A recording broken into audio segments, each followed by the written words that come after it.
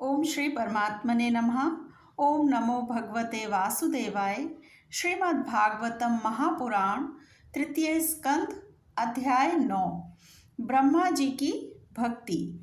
ब्रह्मा जी ने कहा कि प्रभु, आज बहुत समय के बाद मैं आपको जान सका हूँ। अहो, कैसे दुर्भाग्य की बात है कि देहधारी जीव आपके स्वरूप को नहीं जान पाते। भगवान, आपके सिवा और कोई वस्तु नहीं है। जो वस्तु प्रतीत होती है वह भी स्वरूपतः सत्य नहीं है, क्योंकि माया के गुणों के क्षुभित होने के कारण केवल आप ही अनेकों रूपों में प्रतीत हो रहे हैं। देव, आपकी चित्त शक्ति के प्रकाशित रहने के कारण अज्ञान आपसे सदा ही दूर रहता है। आपका यह रूप, जिसके नाभि कमल से मैं प्रकट हुआ हूँ, सैकड़ों अवतारों का मूल कारण है।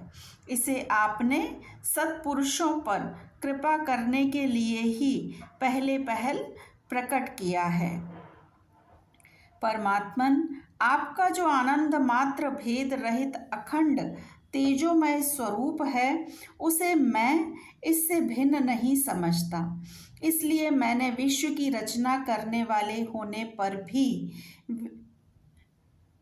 विश्वातीत आपके इस अद्वितीय रूप की ही शरण ली है।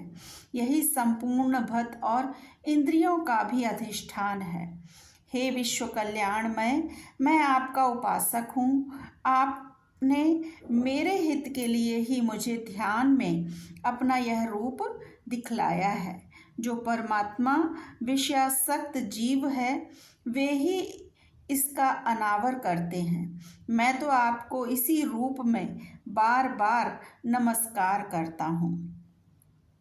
मेरे स्वामी, जो लोग वेद रूप वायु से लाई हुई आपके चरण रूप कमल कोश की गंध को अपने कर्णपुटों से ग्रहण करते हैं, उन अपने भक्तजनों के हृदय कमल से आप कभी दूर नहीं होते, क्योंकि वे पराभक्ति रूप डोरी से आपके पाद पद्मों को बांध लेते हैं। जब तक पुरुष आपके अभयप्रद चरणार विंदों का आश्रय नहीं लेता, तभी तक उसे धन, घर और बंधुजनों के कारण प्राप्त होने वाले भय, शोक, लालसा, दीनता और अत्यंत लोभ आदि सताते हैं, और तभी तक उसे मेरेपन का दुराग्रह रहता है, जो दुख का एकमात्र कारण है। जो लोग सब प्रकार के अमंगलों को नष्ट करने वाले आपके श्रवण कीर्तनादि प्रसंगों से इंद्रियों को हटाकर लेश मात्र विषय सुख के लिए दीन और मन ही मन लालायित होकर निरंतर दुष्कर्मों में लगे रहते हैं, उन बेचारों की बुद्धि दैव ने हर ली है। अच्युत, उत्क्रम इस प्रजा को भूख, प्यास, वात, पित्त, कफ, सर्दी, गर्मी, हवा और वर्षा से परस्पर एक दूसरे से तथा कामाग्नि और दुस्सह क्रोध से बार बार कष्ट उठाते देखकर मेरा मन बड़ा खिन्न होता है। स्वामिन, जब तक मनुष्य इंद्रिय और विषय रूपी माया के प्रभाव से आपसे अपने को भिन्न देखता है, तब तक उसके लिए इस संसार चक्र की निवृत्ति नहीं होती। यद्यपि यह मिथ्या है, तथापि कर्म फल भोग का क्षेत्र होने के कारण उसे नाना प्रकार के दुखों में डालता रहता है। देव, औरों की तो बात ही क्या, जो साक्षात मुनि हैं, वे भी यदि आपके कथा प्रसंग से विमुख रहते हैं तो उन्हें संसार में फंसना ही पड़ता है।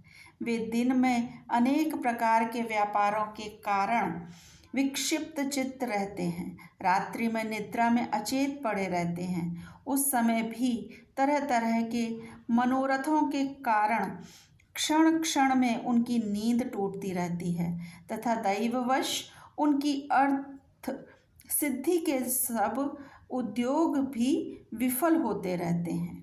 नाथ, आपका मार्ग केवल गुण श्रवण से ही जाना जाता है।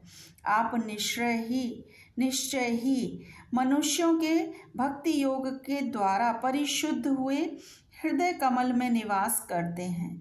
पुण्य श्लोक प्रभो, आपके भक्तजन जिस जिस भावना से आपका चिंतन करते हैं, उन साधु पुरुषों पर अनुग्रह करने के लिए आप वही वही रूप धारण कर लेते हैं। भगवान, आप एक हैं तथा संपूर्ण प्राणियों के अंतःकरण में स्थित उनके परम हितकारी अंतरात्मा हैं। इसलिए यदि देवता लोग भी हृदय में तरह तरह की कामनाएं रखकर भांति भांति की विपुल सामग्रियों से आपका पूजन करते हैं, तो उससे आप उतने प्रसन्न नहीं होते जितने सब प्राणियों पर दया करने से होते हैं। किंतु वह सर्वभूत दया असत पुरुषों को अत्यंत दुर्लभ है। जो कर्म आपको अर्पण कर दिया जाता है उसका कभी नाश नहीं होता, वह अक्षय हो जाता है। अतः नाना प्रकार के कर्म, यज्ञ, दान, कठिन तपस्या और व्रतादि के द्वारा आपकी प्रसन्नता प्राप्त करना ही मनुष्य का सबसे बड़ा कर्म फल है। क्योंकि आपकी प्रसन्नता होने पर ऐसा कौन सा फल है जो सुलभ नहीं हो पाता। आप सर्वदा अपने स्वरूप के प्रकाश से ही प्राणियों के भेद भ्रम को रूप अंधकार का नाश करते रहते हैं तथा ज्ञान के अधिष्ठान साक्षात परम पुरुष हैं। मैं आपको नमस्कार करता हूँ। संसार की उत्पत्ति, स्थिति और संहार के निमित्त से जो माया की लीला होती है वह आपका ही खेल है। अतः आप परमेश्वर को मैं बार बार नमस्कार करता हूँ। आप कर्मों को सूचित करने वाले देवकी नंदन, जनार्दन, कंस निकंदन आदि नामों का विवश होकर भी उच्चारण करते हैं। वे अनेकों जन्मों के पापों से तत्काल छूटकर मायादि आवरणों से रहित ब्रह्म पद प्राप्त करते हैं। आप नित्य अजन्मा हैं, मैं आपकी शरण लेता हूँ। भगवान, इस विश्व वक्ष के रूप में आप ही विराजमान हैं। आप ही अपनी मूल प्रकृति को स्वीकार करके जगत की उत्पत्ति, स्थिति और प्रलय के लिए मेरे अपने और महादेव जी के रूपों में 3 प्रधान शाखाओं में विभक्त हुए हैं और फिर प्रजापति एवं मनु आदि शाखा प्रशाखाओं में के रूप में फैलकर बहुत विस्तृत हो गए हैं। मैं आपको नमस्कार करता हूँ। भगवान, आपने अपनी आराधना को ही लोगों के लिए कल्याणकारी धर्म बताया है, किंतु वे इस ओर से उदासीन रहकर सर्वदा विपरीत निषिद्ध कर्मों में लगे रहते हैं। ऐसी प्रमाद की अवस्था में पड़े हुए इन जीवों की जीवन आशा को जो सदा सावधान रहकर बड़ी शीघ्रता से काटता रहता है, वह बलवान काल भी आपका ही रूप है। मैं उसे नमस्कार करता हूँ। यद्यपि मैं सत्यलोक का अधिष्ठाता हूँ, जो 2 परार्ध पर्यंत रहने वाला और समस्त लोकों का वंदनीय है, तो भी आपके उस काल रूप से डरता हूँ। उससे बचने और आपको प्राप्त करने के लिए मैंने बहुत समय तक तपस्या की है। आप ही अधियज्ञ रूप से मेरी इस तपस्या के साक्षी हैं। मैं आपको बारंबार नमस्कार करता हूँ। आप पूर्ण काम हैं, आपको किसी विषय सुख की इच्छा नहीं है, तो भी आपने अपनी बनाई हुई धर्म मर्यादा की रक्षा के लिए पशु, पक्षी, मनुष्य और देवता आदि जीव योनियों में अपनी ही इच्छा से शरीर धारण कर अनेकों लीलाएं की हैं। आप ऐसे पुरुषोत्तम भगवान को मेरा बारंबार नमस्कार है। प्रभो, आप अविद्या, अस्मिता, राग, द्वेष और अभिनिवेश 5 में से किसी के भी अधीन नहीं हैं। तथापि इस समय जो सारे संसार को अपने उदर में लीन कर भयंकर तरंगमालाओं से विक्षुब्ध प्रलयकालीन जल में अनंत विग्रह की कोमल शैया पर शयन कर रहे हैं, वह पूर्व कल्प की कर्म परंपरा से श्रमित हुए जीवों को विश्राम देने के लिए ही है। आपके नाभि कमल रूप भवन से मेरा जन्म हुआ है। यह संपूर्ण विश्व आपके उदर में समाया हुआ है। आपकी कृपा से ही मैं त्रिलोकी की रचना रूप उपकार में प्रवृत्त हुआ हूँ। इस समय योग निद्रा का अंत हो जाने के कारण आपके नेत्र कमल विकसित हो रहे हैं। आपको मेरा नमस्कार है और बारंबार मेरा आपको नमस्कार है। आप संपूर्ण जगत के एकमात्र सुहृद और आत्मा हैं तथा शरणागतों पर के कृपा करने वाले हैं।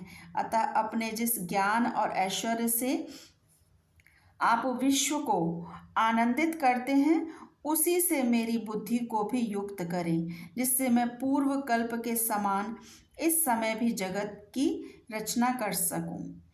आप भक्त वांछा कल्प तरु हैं।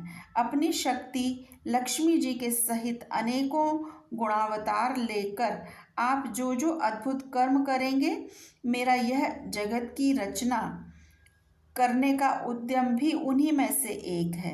अतः इसे रचते समय आप मेरे चित्त को प्रेरित करें, शक्ति प्रदान करें, जिससे मैं सृष्टि रचना विषयक अभिमान रूप मल से दूर रह सकूं। प्रभु, इस प्रलयकालीन जल में शयन करते हुए आप अनंत शक्ति परम पुरुष के नाभि कमल से मेरा प्रादुर्भाव हुआ है और मैं हूँ भी आपकी ही विज्ञान शक्ति। अतः इस जगत के विचित्र रूप का विस्तार करते समय आपकी कृपा से ही मेरी वेद रूप वाणी का उच्चारण लुप्त ना हो। आप अपार करुणामय पुराण पुरुष हैं। आप परम प्रेममयी मुस्कान के सहित अपने नेत्र कमल खोलिए और शेष शैया से उठकर विश्व के उद्भव के लिए अपनी सुमधुर वाणी से मेरा विषाद दूर कीजिए।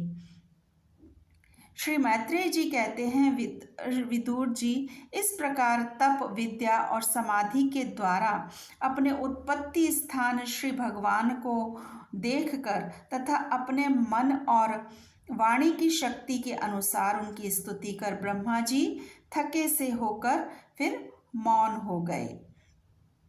श्री मधुसूदन भगवान ने देखा कि ब्रह्मा जी इस प्रलय जल राशि से बहुत घबराए हुए हैं तथा लोक रचना के विषय में कोई निश्चित विचार न होने के कारण उनका चित्त बहुत खिन्न है। तब उनको अभिप्राय को जानकर वे अपनी गंभीर वाणी से उनका खेद शांत करते हुए कहने लगे।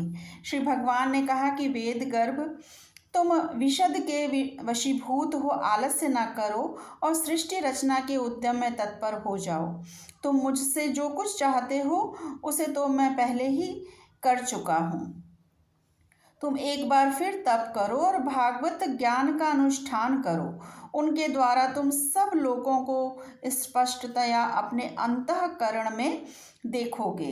फिर भक्ति युक्त और समाहित चित्त होकर तुम संपूर्ण लोक और अपने में मुझको व्याप्त देखोगे तथा मुझ में संपूर्ण लोक और अपने आप को देखोगे।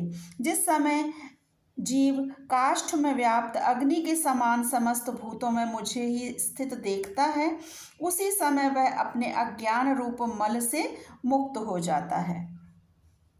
जब वह अपने को भूत, इंद्रिय, गुण और अंतःकरण में रहित तथा स्वरूपतः मुझसे अभिन्न देखता है, तब मोक्ष प्रद प्राप्त कर लेता है। और ब्रह्मा जी नाना प्रकार के कर्म संस्कारों के अनुसार अनेक प्रकार की जीव सृष्टि को रचने की इच्छा होने पर भी तुम्हारा चित्त मोहित नहीं होता, यह मेरी अतिशय कृपा का ही फल है। तुम सबसे पहले मंत्र दृष्टा हो। प्रजा उत्पन्न करते समय भी तुम्हारा मन मुझ में ही लगा रहता है, इसी से पापमय रजोगुण तुमको बांध नहीं पाता है। तुम मुझे भूत, इंद्रिय, गुण और अंतःकरण से रहित समझते हो। इससे जान पड़ता है कि यद्यपि देहधारी जीवों को मेरा ज्ञान होना बहुत कठिन है, तथापि तुमने मुझे जान लिया है। मेरा आश्रय कोई है या नहीं, इस संदेह से तुम कमल नाल के द्वारा जल में उसका मूल खोज रहे थे। सो मैंने तुम्हें अपना यह स्वरूप अंतःकरण में ही दिखलाया। प्यारे ब्रह्मा जी, तुमने जो मेरी कथाओं के वैभव से युक्त मेरी स्तुति की है और तपस्या में जो तुम्हारी निष्ठा है, वह भी मेरी कृपा का ही फल है। लोक रचना की इच्छा से तुमने सगुण प्रतीत होने पर भी जो निर्गुण रूप से मेरा वर्णन करते हुए स्तुति की है, उससे मैं बहुत प्रसन्न हूँ। तुम्हारा कल्याण हो। मैं समस्त कामनाओं और मनोरथों को पूर्ण करने में समर्थ हूँ। जो पुरुष नित्य प्रति इस स्तोत्र द्वारा स्तुति करके मेरा भजन करेगा, उस पर मैं शीघ्र ही प्रसन्न हो जाऊंगा। तत्ववेत्ताओं का मत है कि पूर्त, तप, यज्ञ, दान, योग और समाधि आदि साधनों से प्राप्त होने वाला जो परम कल्याणमय फल है, वह मेरी प्रसन्नता ही है। विधाता, मैं आत्माओं का भी आत्मा और स्त्री पुत्रादि प्रियों का भी प्रिय हूँ। देहादि भी मेरे ही लिए प्रिय हैं, अतः मुझसे ही प्रेम करना चाहिए। ब्रह्मा जी, त्रिलोकी को तथा जो प्रजा इस समय मुझ में लीन है, उसे तुम पूर्व कल्प के समान मुझसे उत्पन्न हुए अपने सर्ववेदमय स्वरूप से स्वयं ही रचो। श्री मैत्रेय जी कहते हैं, प्रकृति और पुरुष के स्वामी कमलनाथ भगवान सृष्टिकर्ता ब्रह्मा जी को इस प्रकार जगत की अभिव्यक्ति करवाकर अपने उस नारायण रूप से अदृश्य हो गए। इति श्रीमद्भागवते महापुराणे परमहंस्यां संहितायां तृतीय स्कंधे नवमोऽध्यायः। श्रीकृष्ण अर्पणम् अस्तु। हरे कृष्णा। ओम नमो भगवते वासुदेवाय। यदि आपको मेरा चैनल और आपको अगर मेरी वीडियोस पसंद हैं तो मेरे चैनल को सब्सक्राइब करें और वीडियोस को लाइक करें और शेयर करें। हरे कृष्णा।